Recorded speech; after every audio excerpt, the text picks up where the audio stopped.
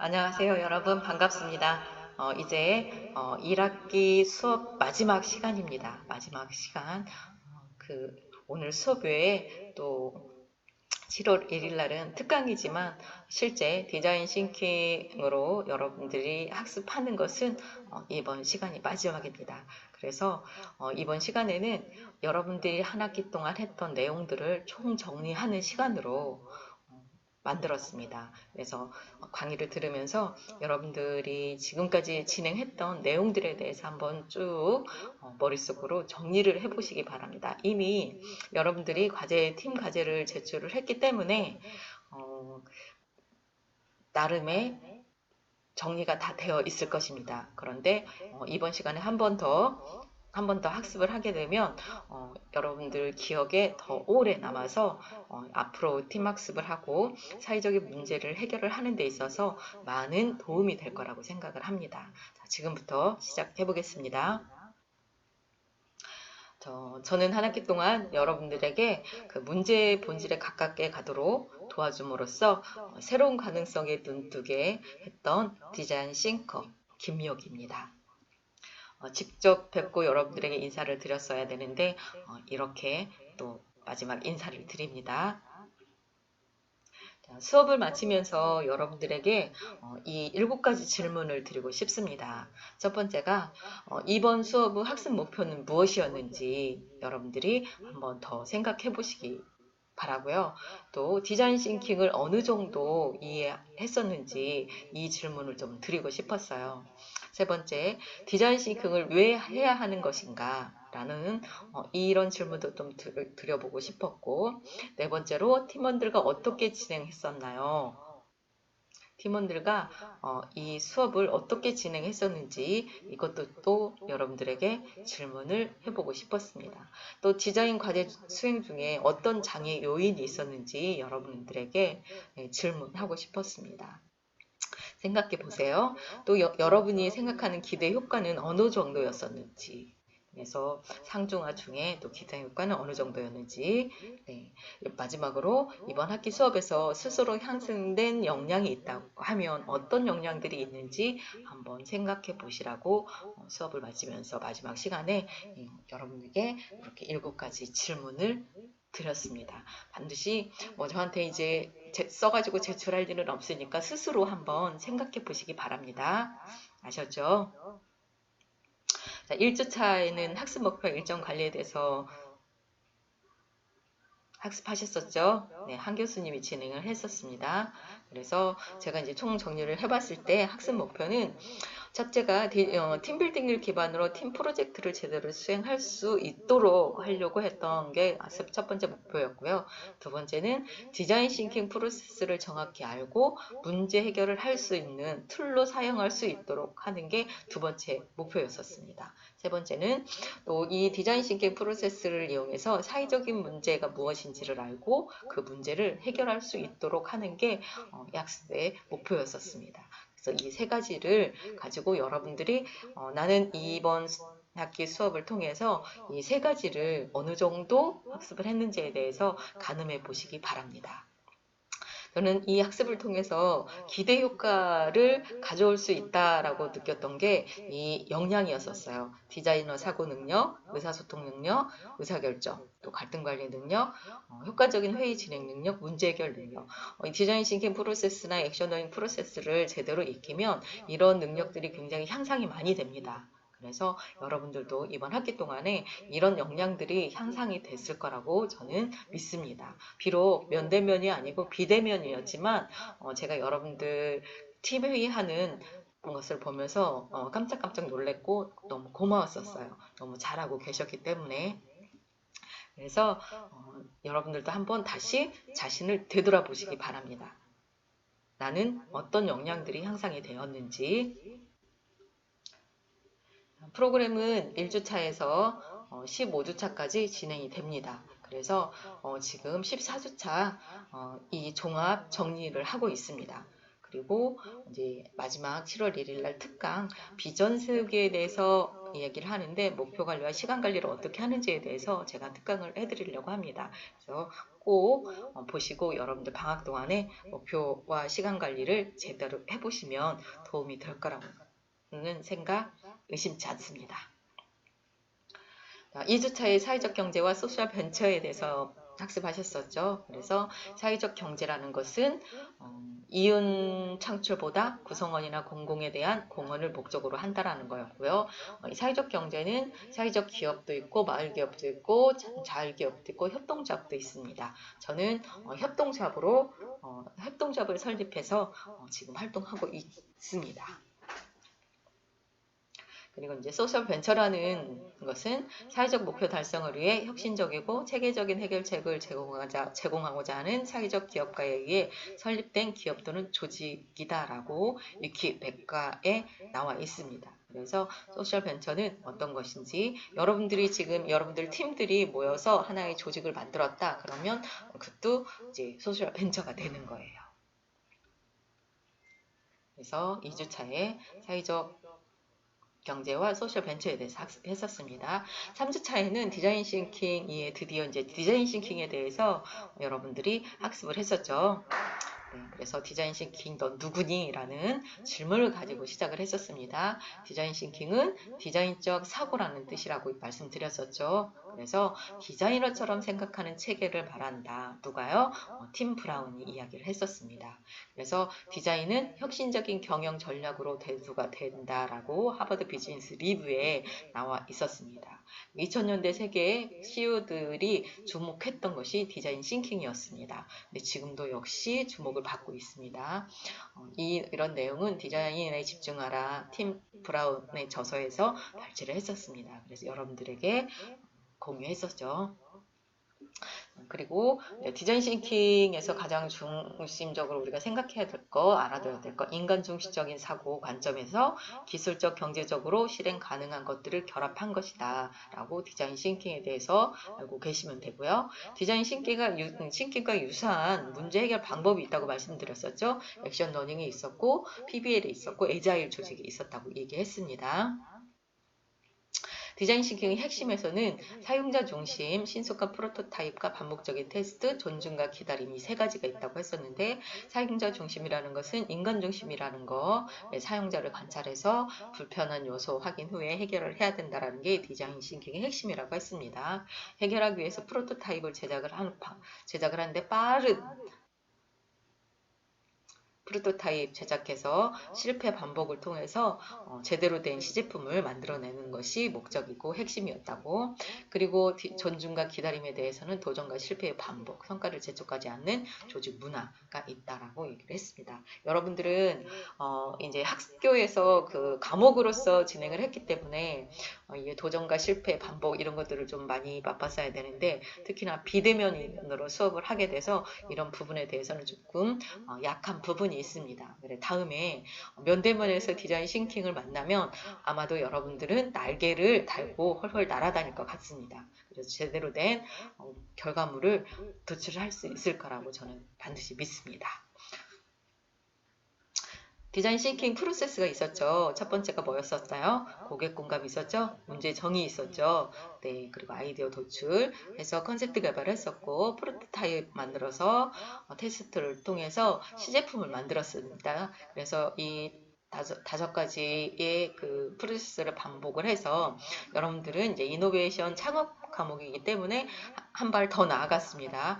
비즈니스 모델도 만들고 또 그에 따른 제안서 작성도 하셨습니다. 마지막으로 제안서 작성은 여러분들의 팀 평가를 할 수 있는 귀중한 자료로 제가 가지고 있습니다. 그래서 여러분들이 제안서를 최대한 디자인 싱킹 프로세스에 맞춰서 제대로 했을 거라고 봅니다. 디자인 싱킹 사례 있었었죠. 뱅크 오브 아메리카 프로젝트에 대해서 이야기를 했었습니다. 그리고 피츠버그 대학 메디컬 센터 소아병원에서 활용하는 MRI가 어떻게 변했는지, 그리고 무지개 식판, 네, 그 잔밥을 어떻게 해결할까라는 문제를 발견해서 이 무지개 식판이 나왔다고. 지금 현재 전국 학교에서 이 이 식판이 많이 도입이 돼서 활용하고 있다라는 얘기를 그 SNS, 인터넷 검색을 통해서 확인을 했었습니다. 제가 작년에 했던 서귀포 사례, 서귀포 폐해녀복 사례, 그래서 폐해녀복으로 이런 것들을 만들어서 좋은 성공 사례로 남겼다라는 거 설명해 드렸습니다. 자, 이제 여러분은 누구 어떤 문제를 해결을 하셨나요? 이 질문에 대답할 수 있죠? 여러분들이 한 학기 동안 했기 때문에. 누구 어떤 문제요? 하동군의 어떤 문제였었나요? 인구 감소 문제를 해결하는 사회 문제 해결을 하기 위해서 여러분들이 한 학기 동안 학습을 하셨습니다. 자, 아름다운 관계. 네, 시 제가 낭송했었죠? 네, 아름다운 관계. 왜 아름다운 관계가 나왔겠어요? 네, 팀 프로젝트 진행을 하는 데 있어서 팀 편성을 어떻게 하는 것이 좋은지에 대해서 얘기하려고 아름다운 관계. 그래서 여러분들이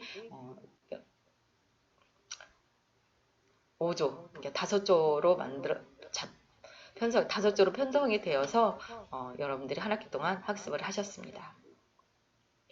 그리고 나서 바로 팀빌딩을 했었죠. 팀빌딩하고 팀명 정하고 어떻게 하셨어요? 팀명 정하고 팀 역할 정하고 팀 규칙 정하고 그랬었죠. 그래서 이 팀빌딩을 하고 나서 여러분들이 얼마만큼 팀 활동을 할 때 활용을 했었는지에 대한 질문을 또 한번 해봤습니다. 그리고 팀빌딩은 팀 활동하는데 어떤 시너지를 주었는지 여러분들한테 질문하고 싶었습니다.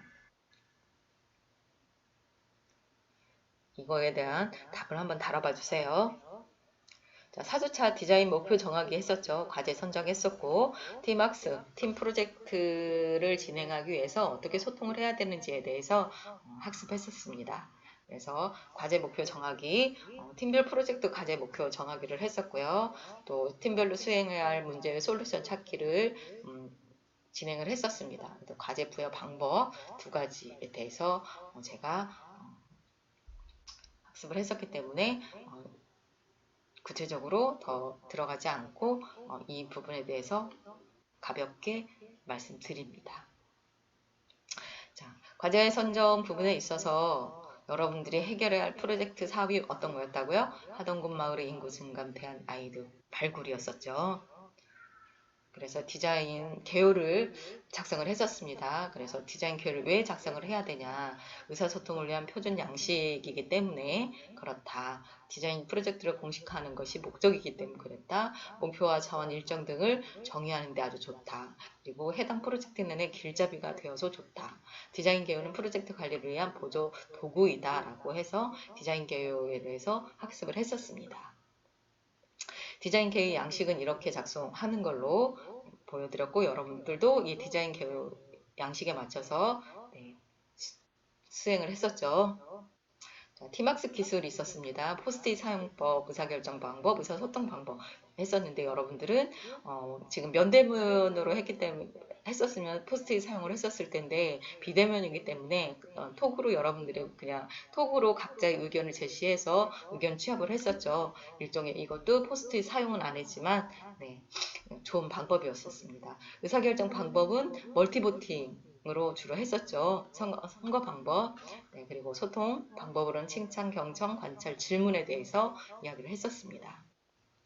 포스트잇 사용 방법은 이렇게 한 장에 한 가지 아이디어, 인쇄체, 굵은 펜 사용. 그래서 이 포스트잇 사용 방법을 명목 집단법이라고 하고 노미럴 그룹 테크닉이라고 한다고 했습니다.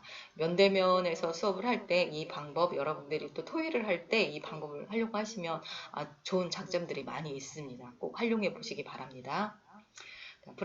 이 포스트잇 NGT를 활용해서 했던 것들은 NGT를 활용해서 아이디어를 도출하는 것이 브레인스토밍이 있습니다. 그래서 각각 이렇게 포스트잇 하나씩 아이디어를 많이 제출을 한 다음에 어떻게 해요?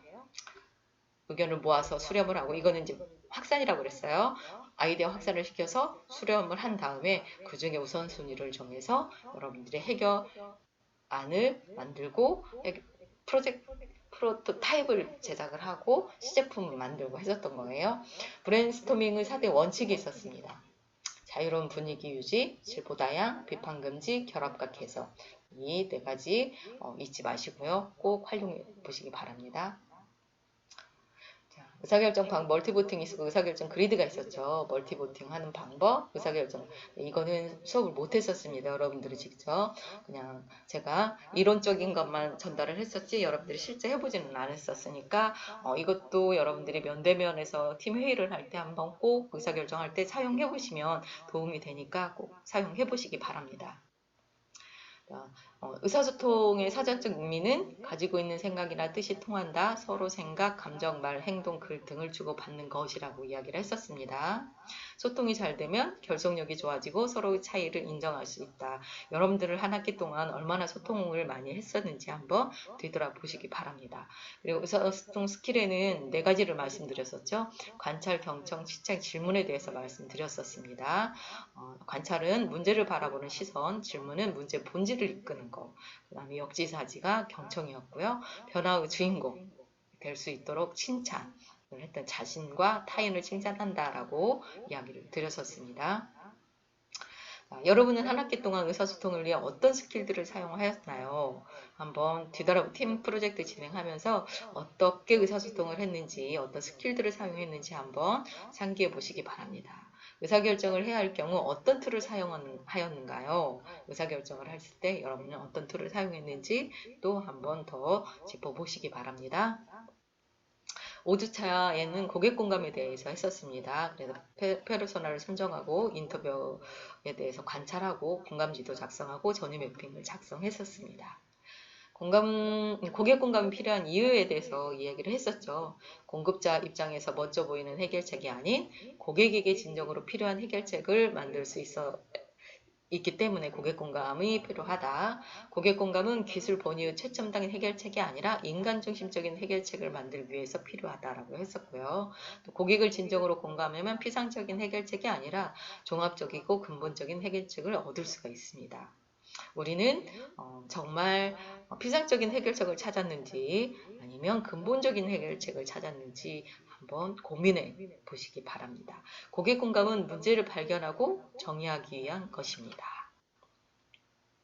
페르소나 정에서 어떤 질문들을 했었죠. 그래서 이 페르소나는 저희 수업에서는 딱 3명 정했었습니다.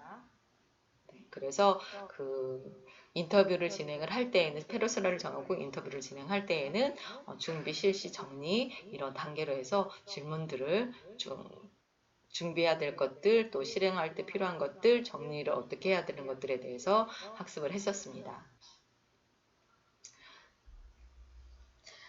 관찰 시 유의해야 할 사항에 대해서도 말씀드렸었죠. 그래서 동의 없이 관찰이 이루어질 때에는 관찰 대상자가 자신이 관찰되고 있다는 것을 의식하지 못하도록 해야 된다는 거, 또 관찰 시 궁금한 점은 가급적 관찰 조사 종료 후 별도의 인터뷰 시간에 물어보도록 해야 된다는 거, 관찰 시 가급적 많은 사진과 동영상 등을 찍어서 자료를 확보해야 된다는 거, 또 관찰 시 물리적 환경에 대해 사진을 찍어야 한다면 필요에 따라 동의를 얻는 것이 좋다라고 관찰 시 유의해야 할 사항에 대해서 말씀드렸습니다.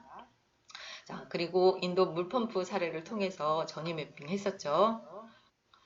그리고 고객 공감 툴은 공감 지도하고 전이 매핑이 있습니다. 인도 사례를 가지고 전이 매핑을 해봤고 여러분들 과제를 통해서 실제 공감 지도도 다 작성을 해봤었습니다. 그리고 이제 여러분은 고객 공감을 통해 무엇을 얻고자 했는지에 대한 질문 나갑니다. 그래서 여러분들 고객 공감을 통해서 무엇을 얻었었는지 한번 다시 되짚어 보시기 바랍니다. 6주차에는 비주얼 싱킹과 시각화에 대해서 이야기를 했었습니다. 6주차에는 이제 피드백이 들어갔었습니다. 여러분들이 진행했던 내용에 대해서 제가 피드백을 진행을 했었고 비주얼 싱킹과 시각화에 대해서 학습을 했었습니다.